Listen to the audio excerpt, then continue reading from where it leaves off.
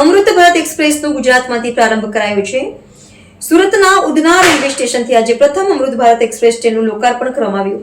અમૃત ભારત એક્સપ્રેસનો ગુજરાતમાંથી પ્રારંભ કરાયો છે। સુરતના ઉધવા રેલવે સ્ટેશનથી આજે પ્રથમ અમૃત ભારત એક્સપ્રેસ ટ્રેનનું લોકાર્પણ કરવામાં આવ્યું। રેલ મંત્રી અશ્વિન વૈષ્ણવે લીલી ઝંડી બતાવી હતી, જ્યારે પ્રધાનમંત્રી નરેન્દ્ર મોદી વર્ચ્યુઅલી જોડાયા હતા। ટ્રેન ઉધનાથી ઓડિશાના બ્રહ્મપુર સુધી સાપ્તાહિક ધોરણે દોડશે। ઉધના રેલવે સ્ટેશનથી પ્રથમ અમૃત ભારત એક્સપ્રેસ ટ્રેનનું વર્ચ્યુઅલ લોકાર્પણ કરવામાં આવ્યું। કેન્દ્રીય રેલ મંત્રી અશ્વિની વૈષ્ણવ ટ્રેનને લીલી ઝંડી બતાવી હતી, જ્યારે વડાપ્રધાન નરેન્દ્ર મોદી વર્ચ્યુઅલી આ કાર્યક્રમમાં જોડાયા હતા। આ ટ્રેન સુરતથી ઓડિશાના બ્રહ્મપુર સુધી સાપ્તાહિક ચાલશે। ઉદ્ઘાટન સમારોહ દરમિયાન ઉધના રેલવે સ્ટેશન પર અવ્યવસ્થાના હાલત જોવા મળ્યા।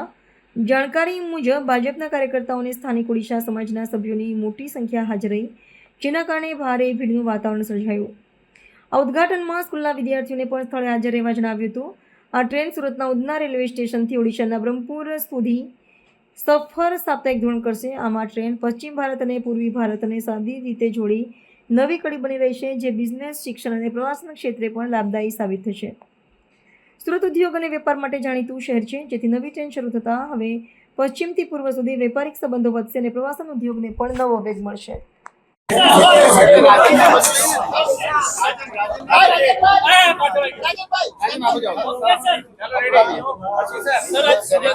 उधना स्टेशन का अमृत भारत स्टेशन योजना के तहत नव निर्माण हो रहा है और देश में प्रधानमंत्री श्री नरेंद्र मोदी जी ने दुनिया की सबसे बड़ी स्टेशन नव निर्माण योजना चलाई हुई है। 1300 स्टेशनों का नव निर्माण हो रहा है। इस नव निर्माण में आगे के 50 साल का सोचकर प्लानिंग कर रहे हैं, जिससे कि जनसंख्या बढ़े और ज़्यादा लोग आए ट्रेन से तो भी भविष्य में दिक्कत ना हो। उतना स्टेशन में भी नए प्लेटफॉर्म्स बनाना, दोनों तरफ नॉर्थ और साउथ, है ईस्ट और वेस्ट की तरफ एंट्री, स्टेशन का टर्मिनल का डेवलपमेंट, मेंटेनेंस की फैसिलिटीज़, वो सब यहाँ से चालू की जा रही है। और आज उधना से उधना से ब्रह्मपुर उड़ीसा के लिए अमृत भारत एक्सप्रेस का भी यहाँ से शुभारंभ होगा। माननीय प्रधानमंत्री जी हरी झंडी दिखाएंगे। अमृत भारत एक्सप्रेस एक ऐसी गाड़ी है जिसमें आधुनिक सुविधाएं हैं और पूरी की पूरी गाड़ी कनेक्टेड है। नए डिज़ाइन के टॉयलेट्स हैं, अच्छी सीटें हैं और बहुत ही अफोर्डेबल गाड़ी है। ये बहुत ही सबसे अफोर्डेबल गाड़ी है। अब तक देश भर में 15 गाड़ियाँ चल चुकी है अमृत भारत एक्सप्रेस की, और अब हर महीने 3 और नई गाड़ियाँ चालू हो रही है। तो एक तरीके से माननीय प्रधानमंत्री जी ने जिस तरह से एक नई जनरेशन की ट्रेन्स का डेवलपमेंट किया है, वंदे भारत एक्सप्रेस, अमृत भारत एक्सप्रेस, नमो भारत एक्सप्रेस, बुलेट ट्रेन, हर तरह का एक नया रेलवे का टोटल ट्रांसफॉर्मेशन मोदी जी कर रहे हैं।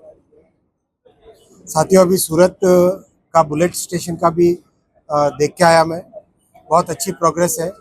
जैसा आप सब जानते हैं, सूरत से बिलीमोरा पहला सेक्शन है जो बुलेट ट्रेन का खोला जाएगा।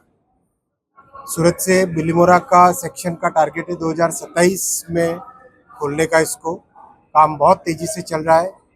आज सूरत स्टेशन पर जो रेल की पटरियां लगती है, ट्रैक ले होता है और ट्रैक को लिंक करते हैं, और जो टर्नआउट होता है वो आज लगना चालू हुआ। और एक तरीके से इससे पूरे के पूरे मुंबई से अहमदाबाद के बीच में इकोनॉमी इतनी बढ़ेगी, रीजनल डेवलपमेंट होगा। मुंबई से अहमदाबाद की दूरी मात्र 2 घंटे 7 मिनट की रह जाएगी, और सूरत तो बीचों बीच है। तो सूरत से मुंबई 1 घंटा या सूरत से अहमदाबाद भी 1 घंटा, तो ओवरऑल बहुत डेवलपमेंट होगा इससे। सर, खासकर डिवीजन क्यों दिया जा रहा है? सर, सूरत का रेलवे स्टेशन है, सर, सूरत का रेलवे स्टेशन है, फिर उसको डिवीजन क्यों नहीं दिया जा रहा है? देखो, आज के ज़माने में टेक्नोलॉजी का उपयोग बहुत है। नया डिवीज़न बनाने से उल्टा कोई ऐसा बड़ा लाभ नहीं है। आजकल टेक्नोलॉजी के युग में वो ज़माना बहुत पुराना था। फिर भी अगर इस तरह की डिमांड है तो उस पर ज़रूर विचार किया जाएगा। लेकिन अभी आप देखो, कई देशों ने तो डिवीजन ही हटा दिया।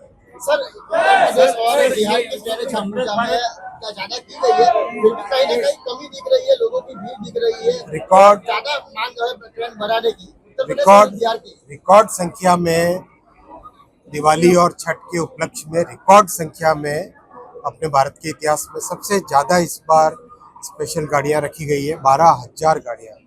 और इनफैक्ट अभी तो 10,000 से अधिक ऑलरेडी नोटिफाई हो चुकी है और 150 गाड़ियों को रखा जाएगा अनरिजर्व रख के, जिससे कि अचानक कहीं पे ज़्यादा सर्ज आए भीड़ का तो वहाँ से उसको मोबिलाइज किया जा सके।